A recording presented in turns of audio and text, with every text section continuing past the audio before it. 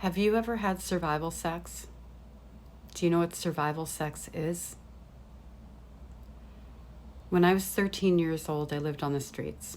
I ran away from home, a pattern, a coping mechanism, my way of escaping from the time I was around 5 years old.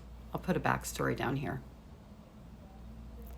There were times that I lived on the streets where I would go days without food or a roof over my head, sleeping on park benches, in apartment complex saunas when I was lucky, abandoned buildings infested with all sorts of things that nobody should ever even know exist.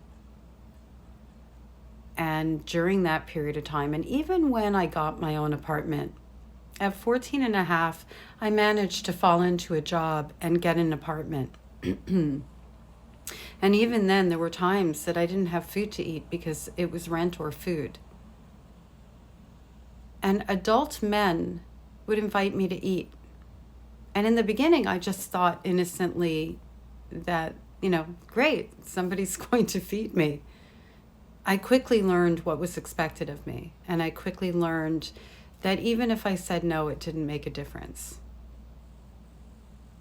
Adult men saw a young person, a person of any age, because it isn't even age specific, suffering without food, without a place to go, and they took advantage of that for their own gratification, knowingly.